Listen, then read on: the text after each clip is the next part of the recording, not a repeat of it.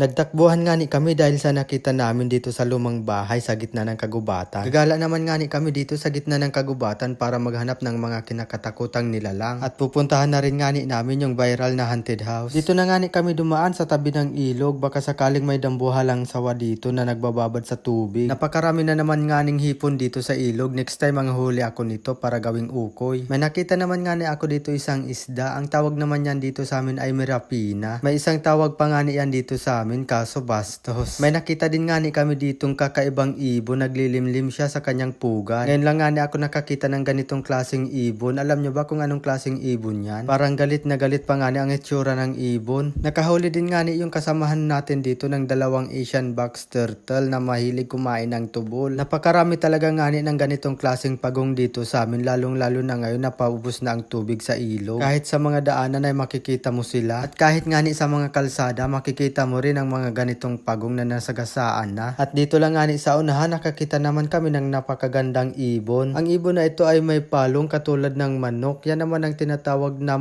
red-crested malkuha. Dito talaga nga ni namin sila madalas na makita sa ilog, natutulog. Siguro dito sila madali makakuha ng pagkain kaya dito sila palagi. At ito naman nga ni isang palaka. Napakasarap nito sa adobo. Pasalamat siya, hindi ako nag-crave ngayon sa palaka. Ahas na muna ang bahala sa kanya. Speaking sa ahas, nakakita kami ng Luzon bronzeback. Ito yung ahas na mahihilig din kumain ng palaka. At madalas din natin makita ang ahas na ito sa mga garden. At kung nagtatampo ang jowa mo, itong bulaklak ang ibigay mo, siguradong matitigil yun. Pero matitigil na rin ang relasyon nyo. Dito talaga nga ni kami nakakakita ng napakaraming tarantula sa tabi ng ilog, katulad na lang ng isang ito. Napakaganda nga ni ng kanyang posisyon. Siguradong pag may napadaan dyan na insekto, sasakmalin ka agad. Nakakita din nga ni ako dito ng isang palaka. Ito yung palaka na pag hinalikan mo ay palaka pa rin. Hindi yan magiging prinsipe. Sa unahan lang nga ni, nakakita na naman ako ng isang P-Viry na tarantula. So nang palapit na ako ay biglang pumasok sa kanyang lungga. Nakaramdam yata ng vibration sa lupa. Ganyan talaga ang mga tarantula, pag nakaramdam ng vibration ay papasok ka agad sa kanilang lungga. Kaya kung lalapitan sila, kailangan dahan-dahan lang. May nakita naman nga ni ako dito ng napakalaking lamok. Yan yata ang lamok Promax. Hindi ko lang nga ni sigurado kung crane fly pa ang isang ito. Pero sigurado ako na Promax yan.